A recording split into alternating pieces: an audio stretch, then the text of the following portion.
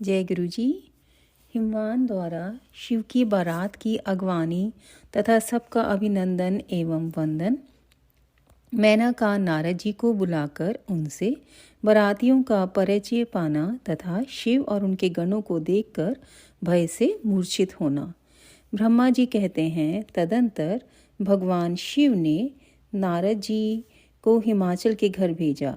वे वहाँ की विलक्षण सजावट देखकर दंग रह गए। विश्वकर्मा ने जो विष्णु ब्रह्मा आदि समस्त देवताओं तथा नारद आदि ऋषियों की चेतन सी प्रतीत होने वाली मूर्तियां बनाई थी, उन्हें देखकर देव ऋषि नारद चकित हो उठे। तत्पश्चात हिमाचल ने देव ऋषि को बारात बुला लाने के लिए भेजा। साथ ही उस बारात की आगवानी के लिए मैनाक आदि पर्वत भी गए। तदंतर विष्णु आदि देवताओं तथा आनंदित हुए अपने गणों के साथ भगवान शिव हिमालय नगर के समीप सानंद आ पहुँचे। गिरिराज हिमवान ने जब यह सुना कि सर्वव्यापी शंकर मेरे नगर के निकट आ पहुँचे हैं, तब उन्हें बड़ी प्रसन्नता हुई। तदंतर उन्होंने बहुत सा सामान एकत्र करके पर्वतों और ब्राह्मणों को महादेव जी के साथ वार्तालाप करने के लिए भेजा। स्वयं भी बड़ी भक्ति के साथ वे प्राण प्यारे महेश्वर का दर्शन करने के लिए गए। उस समय उनका हृदय अधिक प्रेम के कारण द्रवित हो रहा था और वे प्रसन्नतापूर्वक अपने सौभाग्य की सराहना करते थे। उस समय समस्त देवताओं की सेना को उपस्थित देख हिमवान को बड़ा विस्मय हुआ और वे अपने को धन्य मानते हुए उनके सामने गए। देवता और पर्वत एक दूसरे से मिलकर बहुत प्रसन्न हुए और अपने आप को कृतकृत्य मानने लगे। महादेव जी को सामने देख हिमालय ने उन्हें प्रणाम किया। साथ ही समस्त पर्वतों और ब्राह्मणों ने भी सदा शिव की वंदना की। वे वृषभ पर आरूढ़ थे। उनके मुख पर प्रसन्नता छा रही थी। वे नाना प्रकार के आभूषणों से विभूषित थे और अपने दिव्य अंगों के लावण्य से संपूर्ण दिशाओं को प्रकाशित कर रहे थे। उनका श्रीअंग अत्यंत महीन, नूतन और सुंदर रेशमी वस्त्र से सुशोभित था। उनके मस्तक का मुकुट उत्तम रत्नों से जटित होने के कारण बड़ी शोभा पा रहा था। वे अपने पावन प्रभा का प्रसार करते हुए हंस रहे थे। उनका प्रत्येक अंग भूषण बने हुए सर्पों से युक्त था तथा उनकी अंग कांति बड़ी अद्भुत दिखाई देती थी।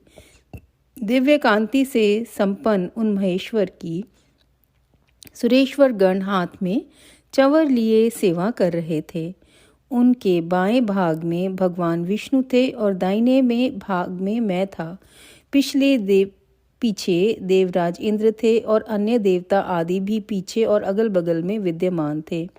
नाना प्रकार के देवता आदि उन लोक कल्याणकारी भगवान शंकर की स्तुति करते जाते थे।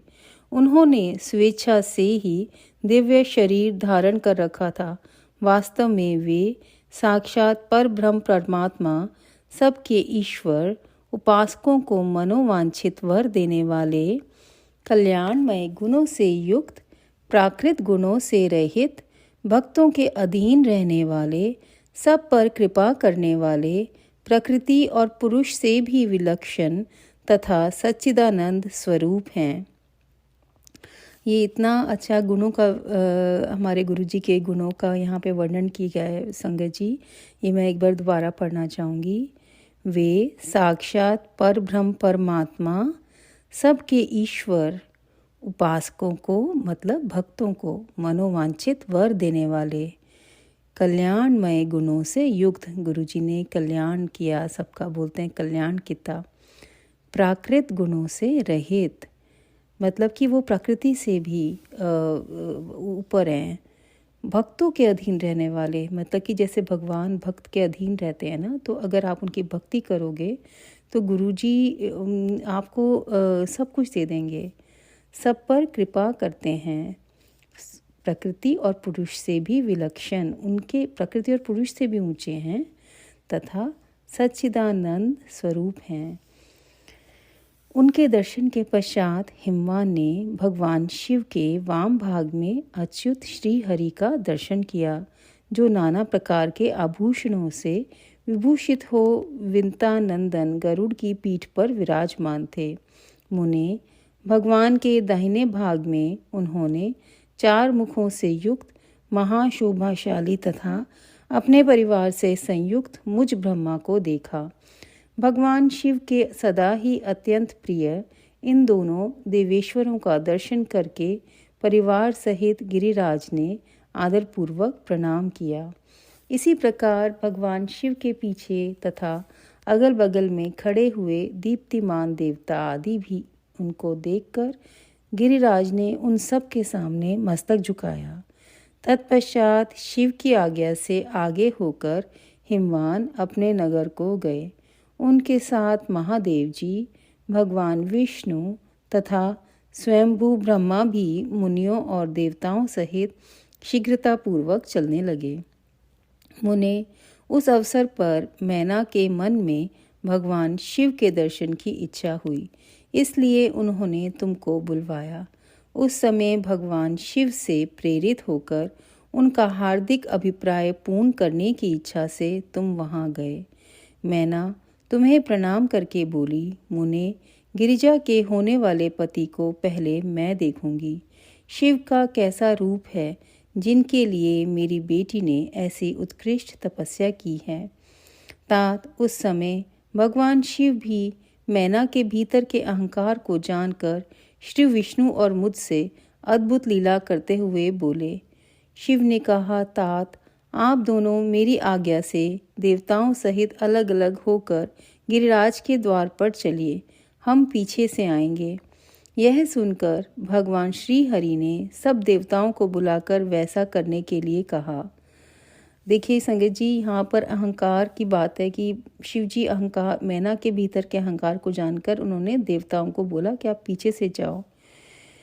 शिव के चिंतन में तत्पर रहने वाले समस्त देवताओं ने शीघ्र वैसा ही व्यवस्था करके उत्सुकतापूर्वक वहाँ से पृथक पृथक यात्रा की। मुने, मैना अपने मकान के सबसे ऊपरी भवन में तुम्हारे साथ खड़ी थी। उस समय भगवान विश्वेश्वर ने अपने को ऐसी वेशभूषा में दिखाया जिससे मैना के हृदय को ठेस पहुंची। सबसे पहले बारात के जुलूस में विविध वाहनों पर विराजित खूब सजे धजे बाजे गाजे के साथ पताकाएं फहराते हुए वसु आदि गंधर्व आए। फिर मणिग्रीवादी यक्ष, तदंतर क्रम से यमराज, नृत्रिति, वरुण, वायु, कुबेर, ईशान, देवराज, इंद्र, चंद्रमा, सूर्य, भृगु आदि मुनीश्वर तथा ब्रह्मा आए। ये सब उत्तरोत्तर एक से एक विशेष सुंदर शोभामय रूप गुण से संपन्न थे। इनमें से प्रत्येक दल के स्वामी को देखकर मैना पूछती थी कि क्या ये ही शिव हैं? नारद जी कहते, यह तो शिव के सेवक हैं। मैना यह सुनकर बड़ी प्रसन्न होती और हर्ष में भरकर मन ही मन कहती, ये सब के सब उनके सेवक हैं तो ये इतने सुंदर हैं, तो उन सब के स्वामी शिव तो पता नहीं कितने सुंदर होंगे। इसी बीच में वहाँ भगवान विष्णु पधारे। वे संपूर्ण शोभा से संपन्न श्रीमान नूतन जलधर के समान श्याम तथा चारों भुजाओं से संयुक्त थे। उनका लावण्य करोड़ों कंदर्पों को लज्जित कर रहा था। वे पीतांबर धारण करके अपनी सहज प्रभा से प्रकाशित हो रहे थे। उनके सुंदर नेत्र प्रफुल्ल कमल की शोभा को छीन लेते थे। उनकी आकृति से शांति बरस रही थी। पक्षीराज गरुड़ उनके वाहन थे। शंख चक्र आदि लक्षणों से युक्त मुकुट आदि से विभूषित वक्षस्थल में श्रीवत्स का चिन्ह धारण किए वे लक्ष्मीपति विष्णु अपनी अप्रमेय प्रभापुंज से प्रकाशमान थे। उन्हें देखते ही मैना के नेत्र चकित हो गए। वे बड़े हर्ष से बोली, अवश्य ये ही मेरे शिवा के पति साक्षात भगवान शिव हैं, इसमें संशय नहीं है। मुने, तुम भी लीला करने वाले ही ठहरे। अतः मैना की यह बात सुनकर उनसे बोले, देवी, ये शिवा के पति नहीं हैं, अपितु भगवान केशव हरि हैं। भगवान शंकर के संपूर्ण कार्यों के अधिकारी तथा उनके प्रिय हैं। पार्वती के पति जो दूल्हा शिव हैं, उन्हें इनसे भी बढ़कर समझना चाहिए। उनकी शोभा का वर्णन मुझसे नहीं हो सकता। वे ही संपूर्ण ब्रह्मांड के अधिपति, सर्वेश्वर तथा स्वयं प्रकाश परमात्मा हैं। यहाँ पे नारद जी भी शिव जी की शोभा का वर्णन नहीं कर सकते संगत जी, तो हम क्या करेंगे? हम जैसे तुच्छ मानव उनकी शोभा का वर्णन कर ही नहीं सकते हैं। ब्रह्मा जी कहते हैं, नारद, तुम्हारी इस बात को सुनकर मैना ने उन शुभ लक्षणा उमा को महान धन वैभव से संपन्न, सौभाग्यवती तथा तीनों कुलों के लिए सुखदायिनी माना। वे मुख पर प्रसन्नता लाकर प्रीति युक्त हृदय से अपने सर्वाधिक सौभाग्य का बारंबार वर्णन करती हुई बोली। मैना ने कहा, इस समय मैं पार्वती को जन्म देने के कारण सर्वथा धन्य हो गई। ये गिरीश्वर भी धन्य है तथा मेरा सब कुछ परम धन्य हो गया। जिन जिन अत्यंत तेजस्वी देवताओं और देवेश्वरों का मैंने दर्शन किया है, इन सब के जो पति हैं वे मेरी पुत्री के पति होंगे। उसके सौभाग्य का क्या वर्णन किया जाए। भगवान शिव को पति रूप में पाने के कारण पार्वती के सौभाग्य का 100 वर्षों में भी वर्णन नहीं किया जा सकता। ब्रह्मा जी कहते हैं, नारद, मैना ने प्रेम पूर्वक हृदय से ज्यों ही उपयुक्त बात कही, त्यों ही अद्भुत लीला करने वाले भगवान रुद्र सामने आ गए। तात उनके सभी गण अद्भुत तथा मैना के अहंकार को चूर्ण करने वाले थे। भगवान शिव अपने आप को माया से निर्लिप्त एवं निर्विकार दिखाते हुए वहां आए। मुने उन्हें आया हुआ जान तुमने मैना को शिवा के पति का दर्शन कराते हुए उनसे इस प्रकार कहा, सुंदरी, देखो, ये साक्षात भगवान शंकर हैं, जिनकी प्राप्ति के लिए शिवा ने वन में बड़ी भारी तपस्या की थी। तुम्हारे ऐसा कहने पर मैना ने बड़ी प्रसन्नता के साथ अद्भुत आकार वाले भगवान महेश्वर की ओर देखा। वे स्वयं तो अद्भुत थे ही, उनके अनुचर भी बड़े अद्भुत थे। इतने में ही रुद्रदेव की परम अद्भुत सेना भी आ पहुंची, जो भूत प्रेत आदि से संयुक्त तथा नाना गणों से संपन्न थी। उनमें से कितने ही बवंडर का रूप धारण करके आए थे, कितने ही पताका की मर्मर ध्वनि के समान शब्द करते थे। किन्हीं के मुंह टेढ़े थे तो कोई अत्यंत कुरूप दिखाई देते थे, कुछ बड़े विकराल थे। किन्हीं का मुंह दाढ़ी मूछ से भरा हुआ था, कोई लंगड़े थे तो कोई अंधे, कोई दंड और पाश धारण किए हुए थे तो किन्हीं के हाथों में मुदगर थे। कितने ही अपने वाहनों को उल्टे चला रहे थे, कोई सींग, कोई डमरू और कोई गोमुख बजाते थे। गणों में से कितने के तो मुख ही नहीं थे, कितनों के मुख पीठ की ओर लगे थे और बहुतों के बहुतेरे मुख थे। इसी तरह कोई बिना हाथ के थे, किन्हीं के हाथ उल्टे लटक रहे थे और कितनों को बहुत से हाथ थे। कितने ही नेत्रहीन थे, किन्हीं के बहुत से नेत्र थे, किन्हीं के सिर ही नहीं थे और किन्हीं के बहुत खराब सिर थे। किन्हीं के कान ही नहीं थे और किन्हीं के बहुत से कान थे। इस तरह सभी गण नाना प्रकार की वेशभूषा धारण किए हुए थे। तात वे विकृत आकार वाले अनेक प्रबल गण बड़े वीर और भयंकर थे, उनकी कोई संख्या नहीं थी। मुने, तुमने उंगली द्वारा रुद्रगणों को दिखाते हुए मैना से कहा, वरानने, तुम पहले भगवान हर के सेवकों को देखो, फिर उनका भी दर्शन करना। उन असंख्य भूत प्रेत आदि गणों को देखकर मैना तत्काल भय से व्याकुल हो गई। उन्हीं के बीच में भगवान शंकर भी थे, जो निर्गुण होते हुए भी परम गुणवान थे। वे वृषभ पर सवार थे। उनके 5 मुख थे और प्रत्येक मुख में 3-3 नेत्र। उनके सारे अंगों में विभूति लगी हुई थी, जो उनके लिए भूषण का काम देती थी। मस्तक पर जटाजूट और चंद्रमा का मुकुट, 10 हाथ और उनमें से एक में कपाल लिए, शरीर पर बागंबर का दुपट्टा और हाथ में पिनाक एवं त्रिशूल। आंखें भयानक, आकृति विकराल और हाथी की खाल का वस्त्र। यह सब देखकर शिव जी की माता, शिवा की माता, बहुत डर गई और चकित हो गई, व्याकुल होकर कांपने लगी और उनकी बुद्धि चकरा गई। उस अवस्था में तुमने उंगली से दिखाते हुए उनसे कहा, ये ही भगवान शिव हैं। तुम्हारी यह बात सुनकर सती मैना दुख से भर गई और हवा के झोंकों खाकर गिरी हुई लता के समान तुरंत भूमि पर गिर पड़ी। यह कैसा विकृत दृश्य है, मैं दुराग्रह में पड़कर ठगी गई। यूं कहकर मैना उसी क्षण मूर्छित हो गई। तदंतर सखियों ने जब नाना प्रकार के उपाय करके उनकी समुचित सेवा की, तब गिरिराज प्रिया मैना धीरे धीरे होश में आई। अध्याय 41 से 43। संगत जी, ये लीला रच रहे हैं भगवान शिव पार्वती की माँ मैना को अहंकार को ख़त्म करने के लिए।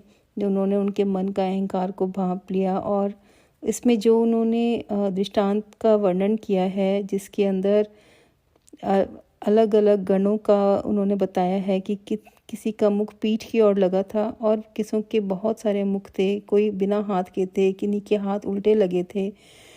तो इस गुरुजी ने बोला था कि हमें रब का शुक्राना करना चाहिए। रब का शुक्राना, ये चीज़ का शुक्राना करना चाहिए कि हमारे नाक, हमारा मुंह, हमारी आंखें, हमारे कान सब सही जगह पर सीधे लगे हुए हैं। अगर रब इनको उल्टा लगा देता तो हम क्या करते।